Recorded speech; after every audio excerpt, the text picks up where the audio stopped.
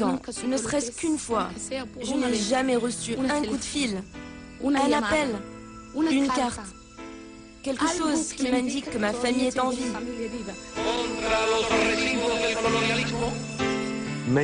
Je me rappelle qu'il y avait un bateau parti de je ne sais d'où en Afrique avec quantité d'enfants à bord.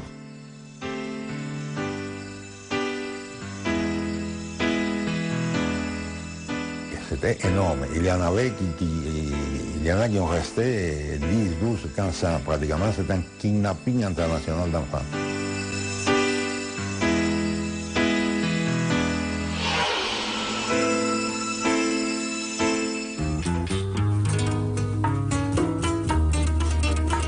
Miami, la métropole américaine la plus proche de Cuba, appelée aussi Little Havana, capitale des Cubains de l'exil.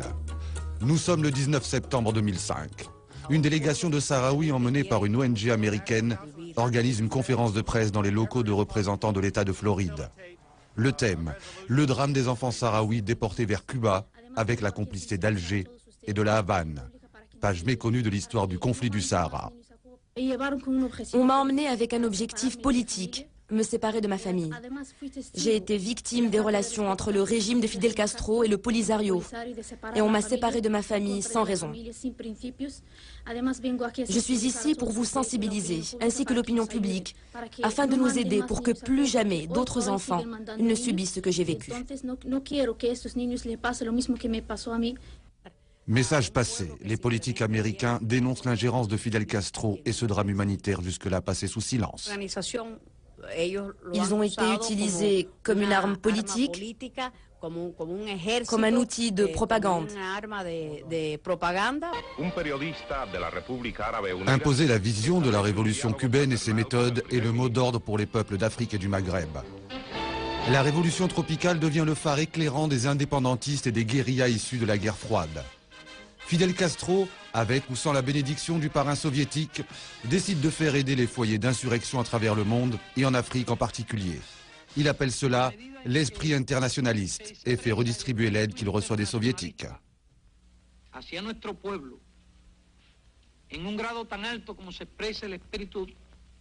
Nous avons un devoir moral de redistribuer l'aide que nous recevons en premier.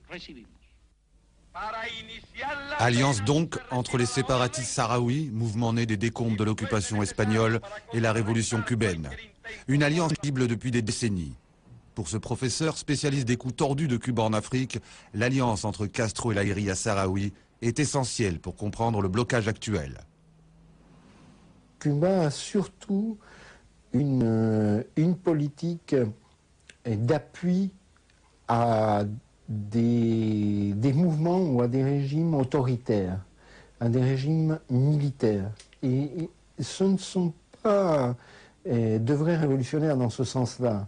C'est-à-dire, ils n'appuient pas des mouvements populaires réellement. Ils préfèrent des gens qui ont déjà la force. Dont acte. Depuis 46 ans, Fidel Castro a établi une relation fusionnelle avec des régimes autoritaires. Russie, Vietnam, mais surtout l'Algérie, bastion dans les années 60 de la révolution socialiste sur le continent. À l'époque, Rabat et Alger sont en désaccord sur la délimitation des frontières du Sahara et Cuba soutient tout d'abord le combat des troupes algériennes en 63 contre le Maroc, puis bien plus tard, celle des Sahraouis soutenue par l'Algérie. Lors de la conférence des pays non alignés à Alger, Castro désigne les ennemis naturels de la révolution internationale.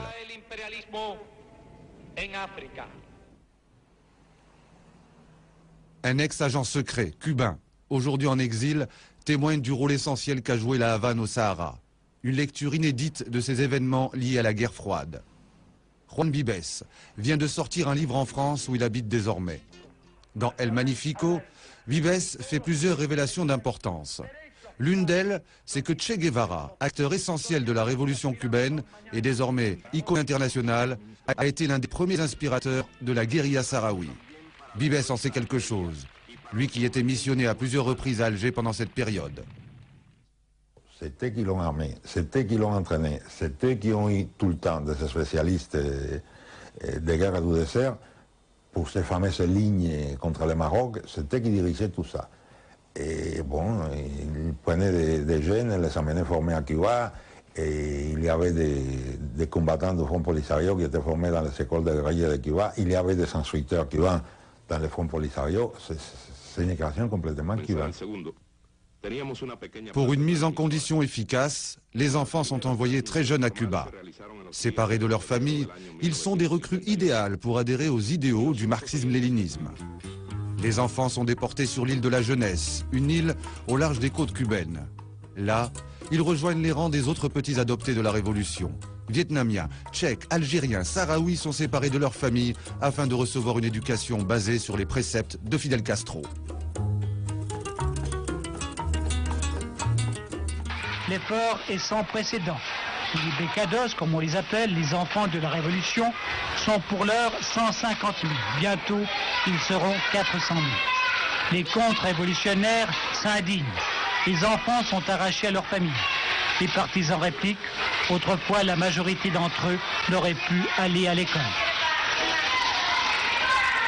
Quand on les a dit, on prend tes enfants, on va te les former, on va les amener dans des écoles, la première réaction a été de dire, ah oui, on les fait. Mais Cuba avait des arrière-pensées de former des cadres à l'image de Cuba, des agents d'influence et des agents, carrément. Et c'était énorme. Il y en avait il y en a qui ont resté 10, 12, 15 ans. Pratiquement, c'est un kidnapping international d'enfants. Maintenant, on commence à sortir, il y en a qui commencent à dire la réalité de ce qu'ils ont vécu à Cuba. Saadani Malainin est l'une de ces petites Sahraouis déportées à Cuba. Séparée de ses proches, de son environnement, elle a vécu l'enfer. Aujourd'hui, elle a le courage de témoigner sur une enfance dont elle ne guérira jamais. Je me rappelle avoir été offensée. J'étais très triste. Nous avons tous été manipulés. On avait promis à nos mères, à nos familles, que nous allions revenir rapidement. Mais depuis notre départ, on savait que c'était irréalisable. Pendant 15 ans, ne serait-ce qu'une fois, je n'ai jamais reçu un coup de fil, un appel, une carte, quelque chose qui m'indique que ma famille est en vie. Tristement, mon cas est un exemple parmi des milliers de Sahraouis qui ont souffert de la torture du Polisario. Rien n'indique que sa famille est en vie. Pourtant, Saadani et les autres enfants sahraouis recevront sur l'île de la Jeunesse de nombreuses visites de notables du Polisario et parmi eux, Abdelaziz El-Marrakchi. À l'île de la Jeunesse, oui. Ils étaient dans des écoles spéciales à part pour eux. Ils faisaient la récolte des agrumes le matin et s'allaient à l'école l'après-midi. Mais surtout, c'était une orientation politique très ciblée. Bienvenue à l'île de la Jeunesse. L'île des Pins a été débaptisée. Soucieux à l'époque de soigner son image, Fidel Castro autorise des journalistes français à filmer ces jeunes pionniers du Jardin d'Éden socialiste. Des relations publiques qui marchent. Les Occidentaux sont sous le charme, mais les enfants, eux, sont des otages de la propagande castriste. Tous volontaires, âgés de 17 ans au moins. Depuis toujours, il a eu des problèmes, parce que parfois, il avait des enfants qui étaient trop petits, qui pleuraient, ses parents, c'était un peu inhumain de ce côté-là. Il n'avait pas de contact, ses parents étaient analphabètes, il ne pouvait pas écrire. Il y en avait qui sont venus tellement petits qu'ils avaient oublié qui c'était ses parents, d'où ils venaient. Il y a un côté très inhumain là. Malgré tout, Castro veut absolument transmettre aux yeux du monde l'image d'un régime qui éduque et forme des élites du tiers-monde. Sur ces images, les enfants sahraouis ainsi que d'autres sont mis en scène pour chanter les louanges des mythes de la révolution cubaine. Castro, lui, pense à sa bonne réputation de dictateur éclairé. Les jeunes, eux, sont sacrifiés sur l'autel de la révolution tropicale. Homme du silence, Daniel Alarcón, alias Benigno, a accepté de témoigner. Il confirme les propos de Juan Vives. Dernier compagnon d'armes de Che Guevara en Bolivie, survivant des luttes armées de Cuba à l'étranger et ex-responsable des écoles de guérilla sur l'île, son témoignage est accablant. Un grand nombre d'enfants sahraouis ont été emmenés clandestinement à Cuba dans les années 70. J'ai appris qu'un bateau qui venait de je ne sais d'où en Afrique contenait quantité d'enfants à bord sahraouis dans l'âge varié entre 9 et 15 ans. Ce bateau est arrivé clandestinement sur l'île de la Jeunesse à Cuba. Sur cette île, le contrôle était très strict et aucune évasion possible. On y a installé des écoles dites d'opération. Les professeurs étaient des fonctionnaires du ministère de l'Intérieur. J'ai envoyé personnellement un groupe de professeurs afin qu'ils enseignent aux enfants les techniques de la guérilla. On leur a appris à confectionner des explosifs avec des ingrédients tels que le café, le sucre, le soufre, mais aussi de la nitroglycérine. Aujourd'hui, sur l'île de la Jeunesse, je pense qu'on peut encore trouver des corps d'enfants enterrés, s'ils n'ont pas été déterrés. Ces enfants sont morts au cours d'entraînements militaires, au vu de leur inexpérience, mais aussi des lacunes de sécurité sur le terrain. Des explosions ont eu lieu au cours des classes. Au moins une dizaine d'enfants sont morts. J'ignore si leurs familles ont été mises au courant. En tout cas, ces enfants sont morts sur l'île de la Jeunesse. Combien sont-ils? Comment vivent-ils? Difficile de le savoir. En revanche, et malgré le régime martial qui règne sur l'île, à plusieurs reprises, un vent de révolte a déjà soufflé sur cet Éden castriste. Les jeunes qui sont dans ces écoles, les jeunes Africains, en général, en y incluant les gens du Maghreb et en y incluant les Sahraouis, se sont déjà révoltés à cause de leurs très mauvaises conditions de vie, très mauvaises. Et il ne faut pas croire qu'ils ont beaucoup plus que les jeunes Cubains là-bas.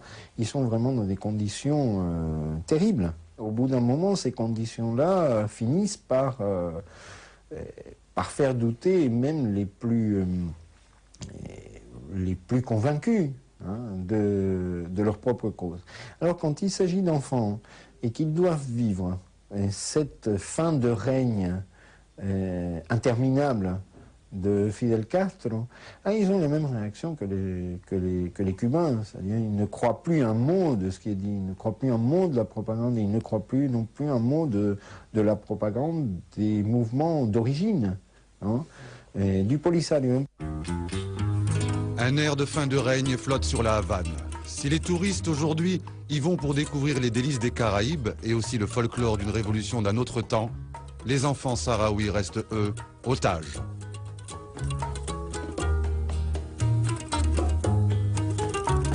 L'idée était lancée depuis longtemps.